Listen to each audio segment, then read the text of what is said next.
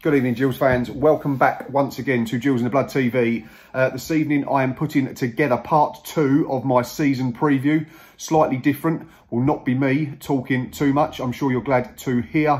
What I'm going to do is leave you in the capable hands of a few Gills fans, a few opposition fans, and also with one of the most recognisable voices in Kent football. I'm sure you'll recognise him when he comes up on the screen.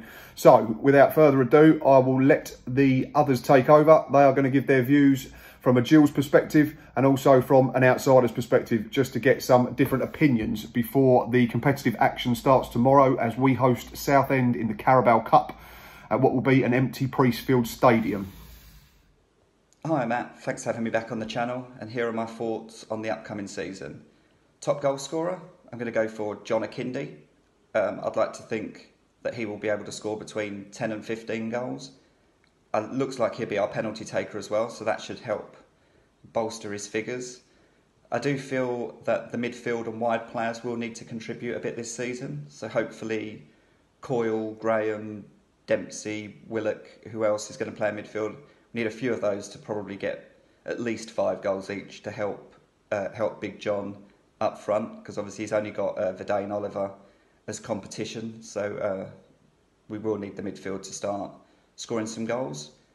My choice for breakthrough player of the season, I'd like to think that Kyle Dempsey or Jordan Graham will be the two that I'm going to put forward. There's a lot of hype around Dempsey, so it'd be nice when we are allowed in the ground to see what he's all about. And from what we saw of Graham last season, a lot of potential. And now that he's finally settled in a place, he's got his contract with the club. Hopefully he'll be a regular. We should see the best of him in the blue of Gillingham this season. The youngster to keep an eye on, again, I've got 2 that I'd like to put forward. Chris Magoma and also Matty Willock. Obviously we didn't see the best of Matty last year. A lot of injuries, so hopefully with a pre-season and extended rest, we'll get to see him a bit more on the pitch. Didn't play for Man United for no reason, so there must be some sort of ability there, and hopefully we'll get to see that this season. And Chris Magoma, looking at all his stats and stuff on Wikipedia, I know you can't go on everything Wikipedia says, but obviously with his background at Tottenham and the level he was playing at in Poland, won a few cups, won some leagues, he's obviously played at quite a high level, so it'd be good to see him putting pressure on the likes of Medley and Tucker to hopefully get a position in the back line, whether that's in a 2 or whether that's in a 3. And the final league position for the Gills, going based on the squad we've got at the moment, I would probably pluck for around 10th, where we finished last year. If we could maybe add a few, which Steve Evans is looking to do, I'd like to think that we could possibly finish a little bit higher. Will we make the playoffs? I don't think so, but you never know. Anyway, thanks for having me again. Up the Gills.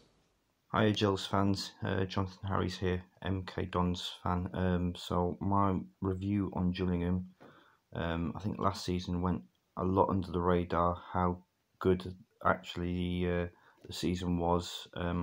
I think the talk was more about Ipswich and Sunderland failing and Peterborough obviously missing out on playoffs, and no one sort of gave Gillingham and Steve Evans the credit that maybe he deserved. I know that he upsets a lot of opposition fans with his antics, but obviously if he's manager of your club, then you don't mind it. Going into this season, the signing of Kyle Dempsey has to be up there with one of the signings of the summer.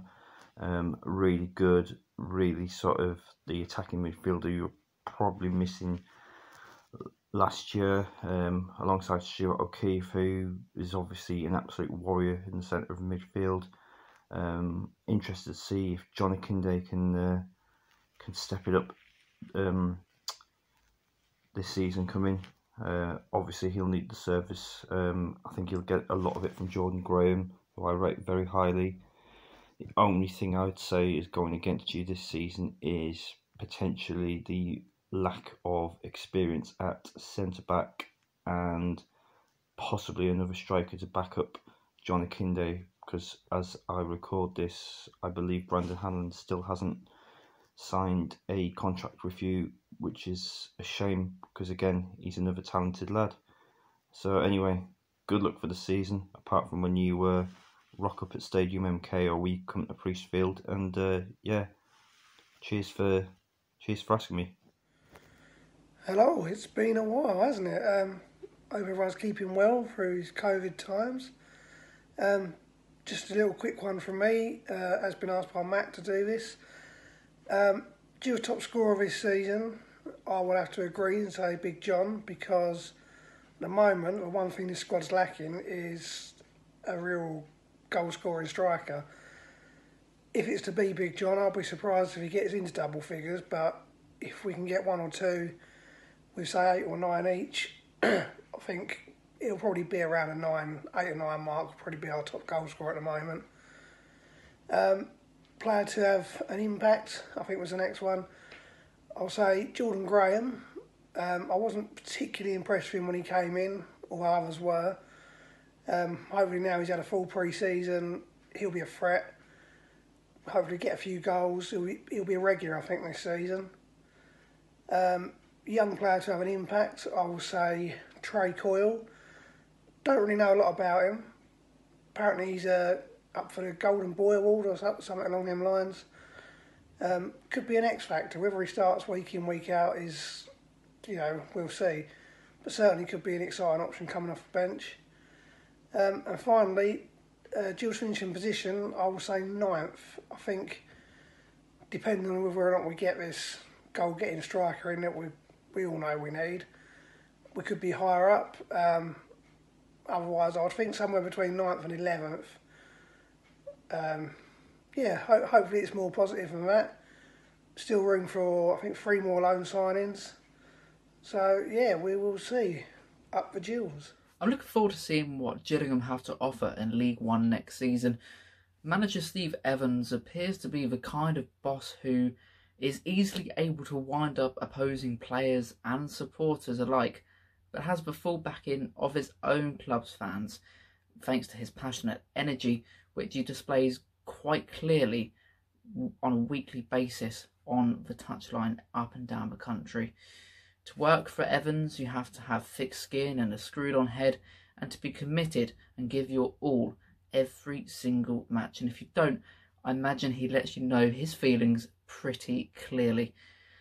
This could be the Scotsman's best attribute as a football boss, and getting the best out of his group via his intimidating man management approach appears to play dividends based on his previous experience in the Football League. I also get the vibe that he is also quite down to earth and quite a likeable character once you get to know him. I think what the Gills lacked last season was a proven goal scorer. Tom Eaves was an incredible player in 2018-19 and produced quite a phenomenal return for Gillingham. He was snapped up at the start of last campaign and made a quite easy decision to play Championship football and choose that over continuing his career in League One, leaving Gillingham also in a pretty sticky situation. The lack of a replacement for that striker, in my opinion, is what separated the club from where they finished in 12th to being able to push higher in the table. If Evans can continue to get the best out of his players, who on their day are more than capable of beating some of the more perhaps advanced teams on paper in the league, then I have no reason to believe why Gillingham can't push for a playoff position. The additions of the likes of Robbie McKenzie, Christian Bagoma, Jacob Mellis and Carl Dempsey and even Verdane Oliver should go a long way in elevating the team one step further and launching themselves into the mix at the top end of the division. We seem to come across a surprise package in League One in most campaigns. In 2018 we had Shrewsbury, who just fell short in the playoff final. Last year we had Wickham, who went all the way to win the playoffs at the surprise of the bookies. For teams in League One in the upcoming campaign, I do think Gillingham will be on course to be one of the teams who do provide an upset or two and pretty much assert themselves as contenders to finish strongly in the table and maybe knock on the door of the playoff positions. If Steve Evans can guide the Gills into the Championship for the first time in 15 years, it could be the greatest achievement of his already respectable managerial career in the Football League. Despite all of this, I am predicting an 11th place finish on the basis of how strong the division is looking, with the relegated teams from the Championship coming down. Hull, Wigan and Charlton, despite their off-field issues, do look pretty strong on the pitch and should be in around the playoff positions and possibly the automatic places. And you've got the likes of Sunderland, Ipswich, Doncaster, Peterborough, Pompey, Oxford United and Fleetwood also to account for as well. So the delayed 2021 football season is upon us. Gillingham start their League Cup campaign at home to Southend before they begin the League One campaign at home to Hull City. So what are we expecting then from Steve Evans' side this season? Well, first of all, it's a new group of players, 10 signings so far coming into the club, and a number of key players leaving, like Barry Fuller, long-serving defender, club captain Max Emer moving on as well. So it's a new look group of players for Steve Evans. In terms of who are we expecting to shine, well, from my personal point of view, Kyle Dempsey is a particularly interesting signing, the midfield player who previously has played in this division for Fleetwood Town. He has impressed me whenever he is featured against Gillingham before. Box-to-box midfield player, has got goals in him, has got an attitude that he's up for a fight. He's always keen for a contest. So I think he is a really good addition. Certainly the manager saying that the majority of his signings really that have joined the Gills, they've chosen to come to the club, and Gillingham have beaten off competition for their services, and Kyle Dempsey certainly one of those. In terms of breakthrough players that could really make an impact in League One this season, Trey Coyle, the winger who has joined on loan from Arsenal, he looks to me like a really interesting prospect, included on the 100 strong Golden Boy list last season, along with his Arsenal teammates, the likes of Bukayo Saka and Gabriel Martinelli. Those guys, of course, have made the breakthrough into the first team at Arsenal so far. So it'd be really interesting to see what Coyle can produce. He's already trained with the Arsenal first team. Can he excel for the Gills? And of course, his teammate Zech Medley, who has come home to Kent, growing up in Rochester, he'll be playing at the back alongside the likes of Conor Ogilvie and Jack Tucker, who had such excellent seasons for Gills last year. So it'd be interesting to see what Zech can do. In terms of going forward, I'd expect Jordan Graham to have a big season. The likes of him and Matty Willock are players that are so much is expected of and have got so much talent and ability. Can this be the season where they stay injury-free and really start to show their promise? Up front for Gills this season, and in terms of who's going to be the man to provide the goals and be their top scorer, you would have to look at John Akindi, the January signing, the man that they paid money for to bring him in from Lincoln City. Didn't really get a chance to gel and get going at the back end of last season. That was, of course, suspended. So it'd be interesting to see if he can be the man to fire Gills to, well, what can we expect from them this season? Well, maybe a playoff push. Of course, this season, the standard and the general competition levels of League One are expected to be high in so many big clubs that have either stayed in the division or dropped into the division. So if Gills can go better than last season's performance of 10th, that would be nothing short of highly impressive. Whether they'll be able to do that with the strength of teams around them, I don't know. Even a top half finish would be another really impressive result if Steve Evans can achieve that with this new look squad this season. Hi, Gills in the Blood. Thanks for asking me to get involved in this. You've asked me a few questions in regards to my predictions for the Gills this year. The first one would be top goal scoring, and to be honest with you, I found this quite difficult. I do feel that we're lacking an out-and-out goal scorer, but most clubs are, and most clubs are looking for that sort of thing, and they cost big money, and obviously we haven't got that.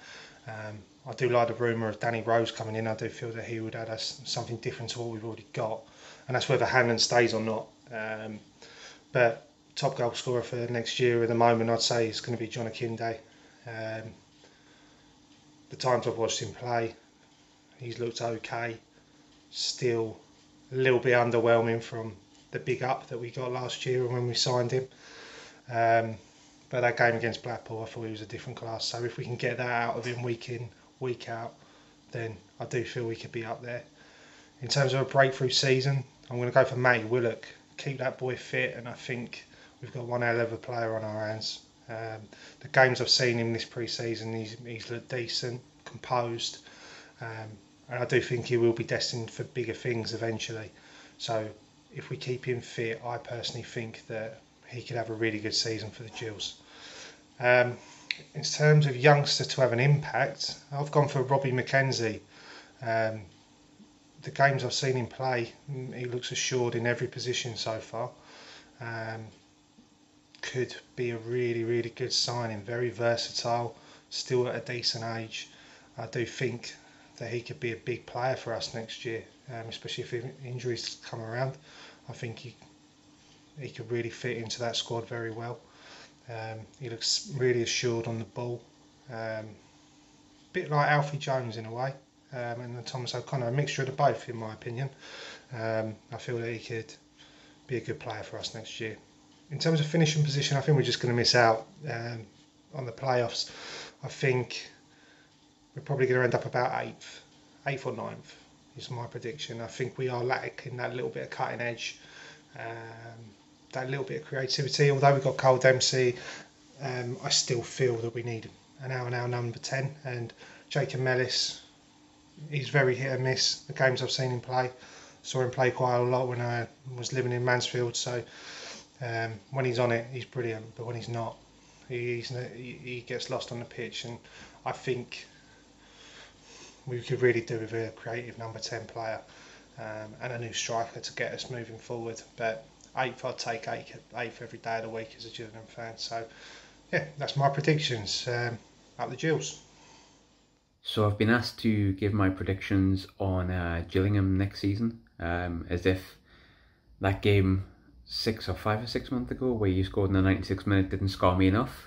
But yeah, you know what, I was looking through sort of the League One table actually as I flew back from a place I was on holiday this week, and I think when you're looking at Gillingham, I think they surprised a lot of people last year. I think Stephen Evans wasn't maybe the most popular of appointments, at least not even with Gillingham fans, and I think he very much is Marmite. But you know what, he turned you into quite a good side. You played Sunderland 3 times last year, won 1-0 twice, deservingly so as well, I think, and I think you most definitely got a deserved draw at the Stadium Light as well, just before lockdown. One thing I was surprised at was Mandron going. He was probably your best player when you came to the Stadium Light, and I think the fact that he scored 2 goals, even before he got the first one, it kind of seemed like it was coming. Sort of all afternoon, he caused us a lot of trouble, and we'd had a good defensive record up until that point. And obviously he got the 96-minute equaliser, so I was quite surprised at that, because the one thing I would say that probably stopped you from getting into the playoffs last year was probably a lack of goals. I think you look really good defensively, and I think Tucker's obviously a great player, but I think potentially your key player. I don't know if Gillingham will agree with that, and obviously you guys watch him a lot more than I do, but I think defensively, you know, you're pretty solid. You've got Tucker there, you've got also Max Amer as well, but going forward, you know, Mandron going did surprise me quite a bit, because obviously since you've lost Tom Eaves, you haven't really had an out-and-out 15 to 20 goal a season striker, and I think you put Tom Eaves in that team last season, I think you could have been pushing for the playoffs. But you know, that said, there's still some really good players in that Gillingham team. I think you've gone from, obviously when we first came down in League One, a side that looked like they would be there or thereabouts in relegation, to a team that,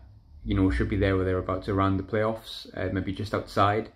I think if you bring a striker in that can get a good amount of goals for you, I think you could make the playoffs. But you know, as we're speaking, you currently only really have Brandon Hanlon so much.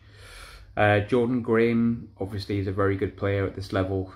He's going to bring a lot of creativity and probably some goals as well. But I'm going to tip Gillingham for 9th. I think that could improve if you bring in an out-and-out number 9, a Tom Eaves that's going to score you a lot of goals. I think in this league, if you've got someone who can score you 15 to 20 goals or more, it always gives you a really good chance of progressing. As it stands, I don't see that in Gillingham at the moment, so I'm going to say 9th. 2020-21 season is definitely going to be one which is going to be fascinating to see how it pans out for not just League One but for all leagues as the world adjusts to these sort of during and hopefully post-COVID times, and Gills is certainly no exception to that, with the mass turnaround of players that we've seen once again at Priestfield over the summer. But in terms of my thoughts for the season, top scorer for me, I think there's only going to be one real candidate, and that's John Akindi. I think he's likely to play every single game, having, if the rumours are true, us paying a fee for him only in January under the same management. There's a reason for that. He played most of the time when he was here last season. I see that continuing. I think he was our top scorer in pre-season with 2 goals in the 5 games, and when you combine that with the fact that, like at Reading in pre-season, I fully expect he will take penalties as he's put them away prolifically throughout his career. I think he'll be on those too. So I think when you add penalties into the equation, I don't think 15 goals for John Akindi is an unrealistic aim. So that's where I'll be looking for Gills' top scorer this season. In terms of breakthrough player, I will probably be looking towards Matty Willock for that one. Someone who obviously we signed from Manchester United last summer following his release there.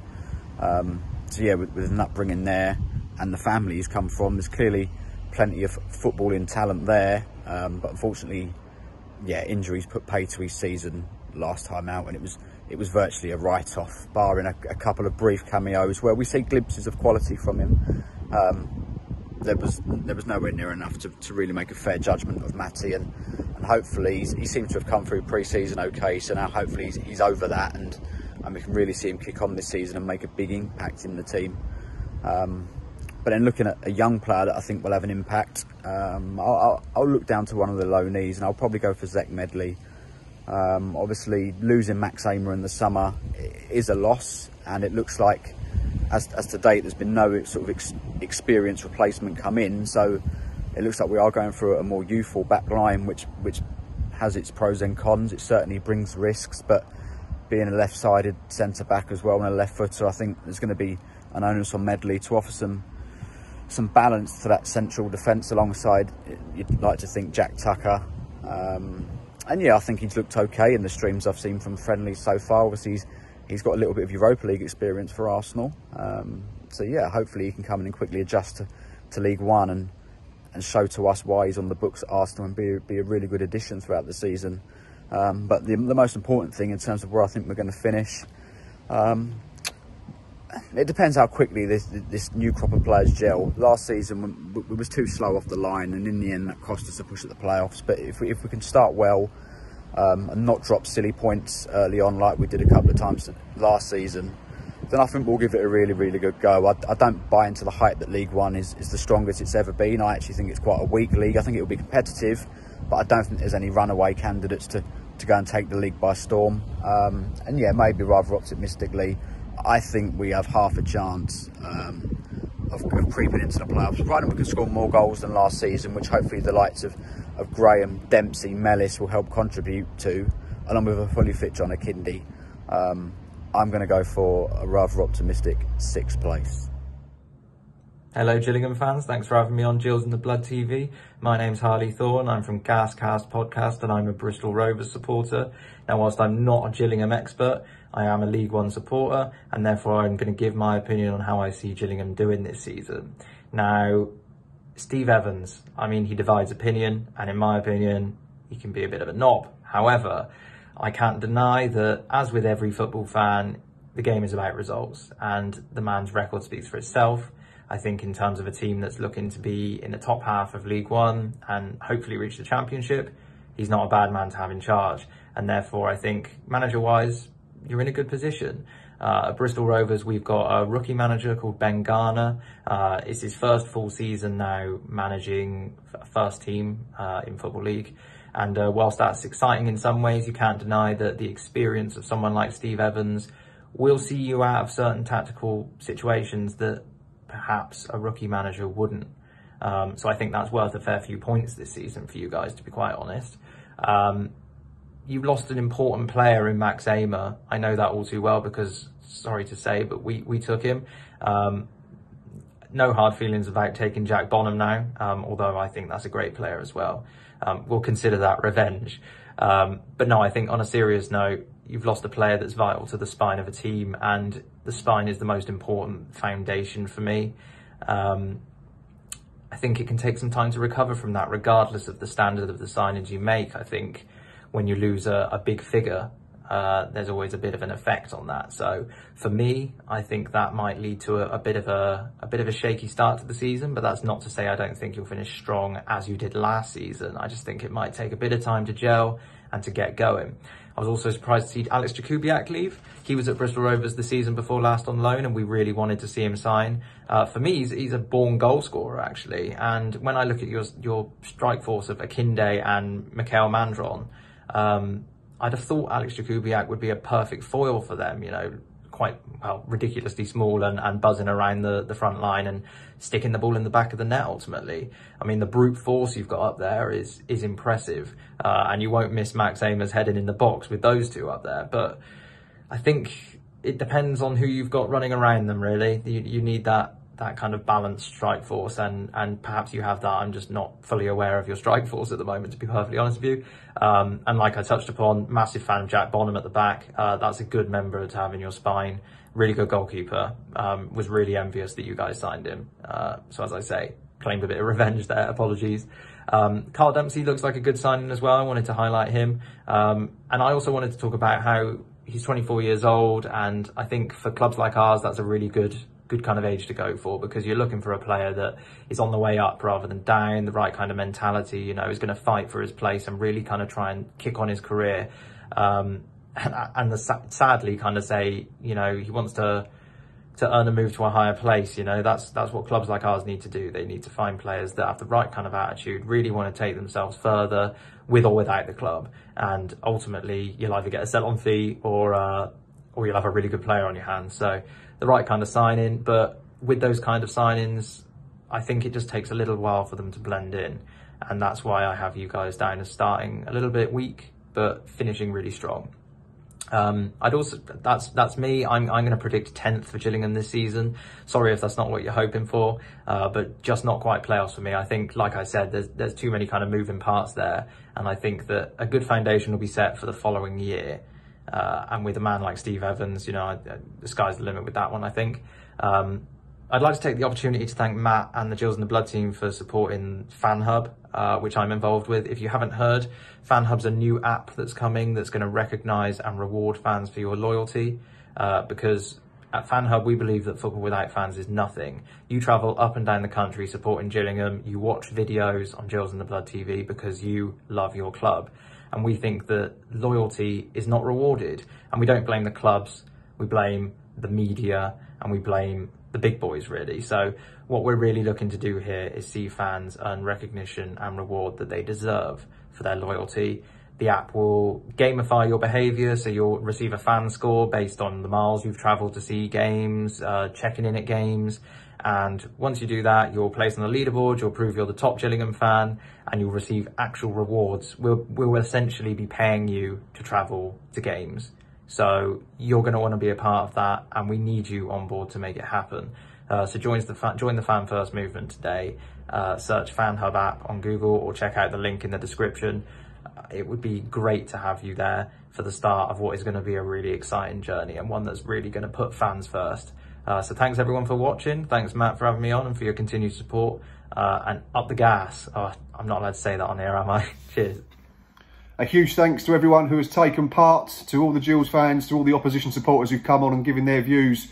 And obviously to Ben, who we all recognise from his commentary stints on Radio Kent, knows his stuff. And I've said to him today, I think it's one of the best voices in football for me, not to blow smoke up his backside too much. Anyway, thanks as always for watching. As I've already said, thanks for listening to everyone's thoughts. Do check out FanHub on Twitter. As Harley said, they really are trying to put football fans first. You will literally be rewarded for going to football games when we're allowed. Anyway, enough from me. Enjoy your weekend. Enjoy your football if your team is playing. It's on the telly, we know it's on a laptop. It's not in the ground, but it's better than nothing. And until next time, up the Gills.